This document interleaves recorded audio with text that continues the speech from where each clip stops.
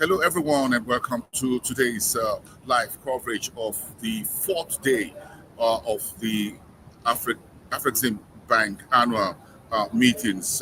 Of course, officially it's the third in the manner of speaking. Of course, we had the opening plenaries on Wednesday.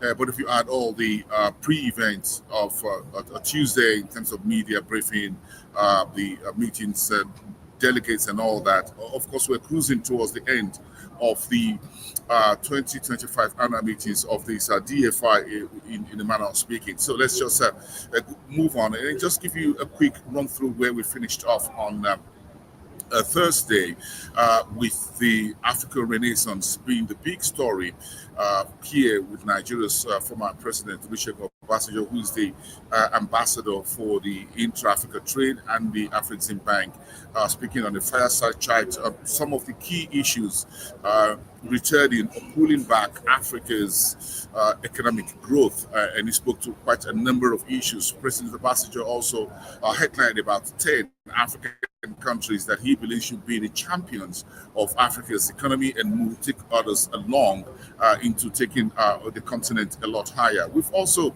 discussed the role of multilaterals and how they can work together to ensure that Africans get a better share and reach that target of 3.4 trillion US dollars trade potential that the continent really has. That's making Africa finance work for Africa. We've heard from several key speakers, including the head of the Economic Commission for Africa, Clever Gatete, Wamkele Mene, who's the head of the EFCFTA Secretariat, and the central bank governors from Zimbabwe, from Egypt, from Nigeria, the central bank governor from the island of Barbados on the Indian Ocean. So been quite a whole lot of Africa's Renaissance, getting finance, getting the private sector of finance institutions to also support the government and what others are doing. So that's been where we've gone through over the last few days. Now we're getting towards the end. Today's the closing plenaries, as it were. And before we touch on that, the key focus has been the resilience over the last 32 years and the legacies of the outgoing president of Afrexim Bank, Professor Benedict Oramah, who spent 10 years in the saddle. What's next for Afrexim Bank? How much has been done over the last 10 years? And I caught up with the executive vice president of the DFI, Ms. Kanayo Awani, here at the event and in an exclusive chat with a Frontier Africa report. This was what she told me about how much has been achieved under Benedict Oramah and what to look at for moving forward. Let's take a listen. 30 years of resilience, of dealing with the resilience comes from being a child of necessity, dealing with pervasive market failures, going from one crisis to another. And then in the last 10 years, we decided we took a bold step to say, this continent of ours, we have to transform it. The future is about working hard on the journey we started, the journey of transforming Africa. And that journey has a long way to go. But we've done a lot.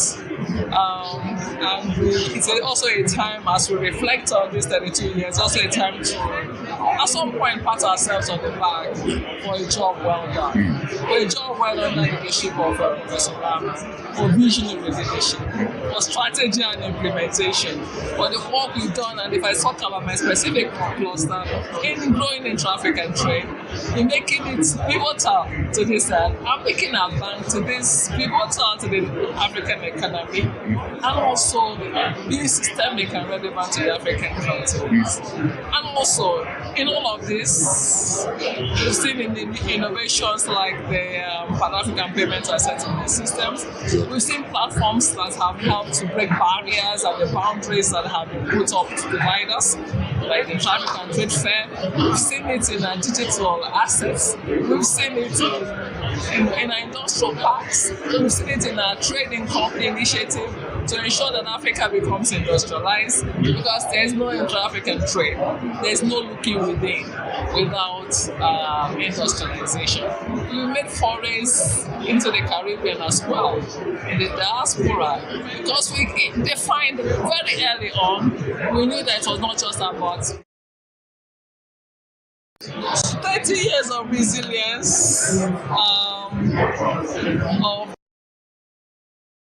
about trade amongst African countries, what about every African, and trade between Africa and its citizens wherever they are.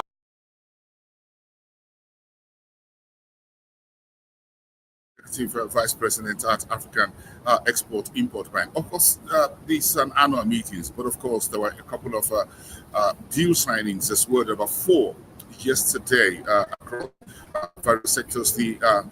Some of them in the banking sector across Africa. They've got an energy company in Nigeria also signed about a $4 million initial capital with Afrexim Bank, which of course is expected to catalyze $250 million in further FDI inflow into Nigeria to support the energy sector, and that will be expected to bring on board about 500 megawatts of electricity around the southwest part of the country. So that's part of what we've seen over the last few days here. But today, go to the closing formalities. We expect Nigeria's President Oramah Tinubu, who of course is the chief host for Nigeria for hosting this event, to be here later in the afternoon. Of course, there will also be a fireside chat with Aliko Dangote, the Africa's richest man, who will speak about resilience in building industrial manufacturing capacity in Africa. He will be speaking later this morning, as well as Nigeria's Finance Minister Wale, and of course a couple of other